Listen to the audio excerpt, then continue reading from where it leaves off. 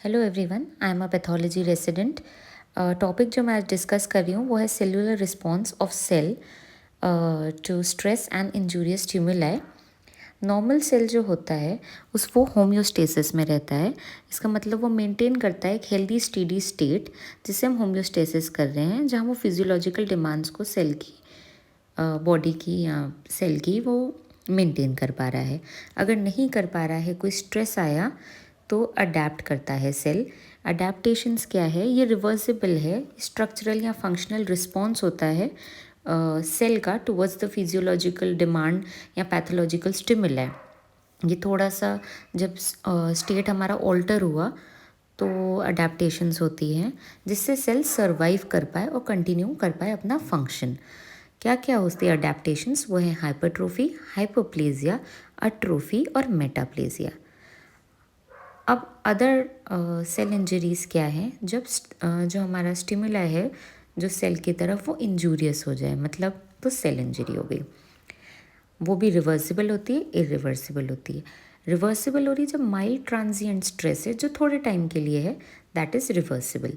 जो सीवियर है, प्रोलॉन्ग्ड है, प्रोग्रेसिव है, कंटिन्यूस है, जिस वजह से इरिवर्सिबल सेल इंजरी होती है। इरिवर्सिबल सेल इंजरी से दो टाइप के principal pathways of cell death हो रहे हैं, नेक्रोसिस एंड अपोप्टोसिस, जो फर्दर वीडियोज़ में मैं आपको बताऊंगी।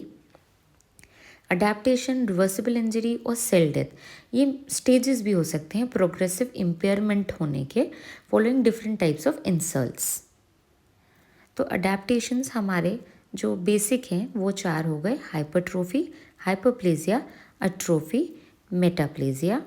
अडेप्टेशंस सेल का काइंड ऑफ प्रोटेक्टिव मैकेनिज्म है स्ट्रेस से डील करने का। हाइपरट्रोफी क्या है? सेल की साइज में इंक्रीज होना या फंक्शनल एक्टिविटी ऑफ सेल का बढ़ना।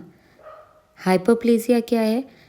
नंबर ऑफ सेल्स बढ़ना, इंक्रीज इन सेल नंबर।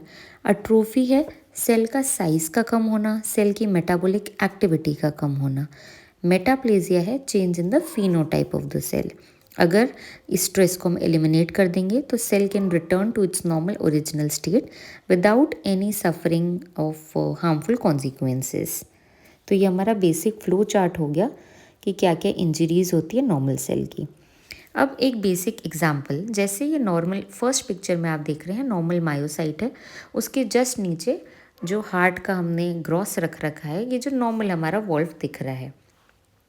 उसके बाद जो हम देख रहे हैं अडेप्टेशन हुई रिस्पॉन्स टू इंक्रीज लोड।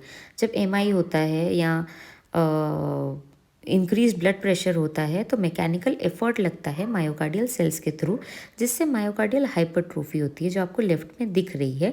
तो अडेप्टेड मायोसाइट में हाइपरट्रोफी हो गई है। उसके नीचे ग्रॉस में भी हमें दिख रहा है कि सेल साइज बढ़ती है तो हाइपरट्रोफी होती है, तो हमें हाइपरट्रोफिड ग्रॉस दिख रहा है। राइट में हम देख रहे हैं जब सेल इंजरी हो रही है, अगर रिवर्सिबल इंजरी है जो हमें दिख रहा है ग्रॉस में और माइक्रोस्कोपी में, हमें जो मसल बंडल दिख रहे हैं, साइटोप्लाज्मिक चेंजेस हो सकते हैं, सेलुलर स्वेलिंग हो सकती है, फैट एक्यूमुलेशन हो सकता है। तो हमें जो ग्रॉस में राइट कॉर्नर में दिख रहा है स्पेसिमेन में येलोइश सा दिख रहा है, वो नेक्रोसिस है, ये फॉर्म ऑफ सेल डेथ है। लाइट एरिया है पोस्टीरियर लेटरल लेफ्ट वेंट्रिकल में जो एक्यूट एमआई बता रहा है, यानी रिड्यूस ब्लड फ्लो हो गया वहाँ पर, इस्चीमिया हो गया, जिस वजह से वहाँ पर नेक्रोसिस हो रखा है। अगर ब्लड सप्लाई क्विकली रिस्टोर नहीं होता है तो इरिवर्सिबल सेल इंजरी हो सकती है, और वो जो मायोकार्डियल का उधर का एरिया है इट में डाई। ये हमने जो कैसे देख पा रहा है, हमें ट्राइफेनाइल टेट्राजोलियम क्लोराइड होती है डाई, उससे स्टेन होता है। ये मैं पहले बता चुकी हूँ। अडेप्टेशंस जो है हाइपरट्रोफी, जो हमें दिख रहा है सेल साइज बढ़ गया नॉर्मल से। हाइपरप्लेजिया में सेल बहुत सारे बढ़ हो गए, इंक्रीज हो गया नंबर में।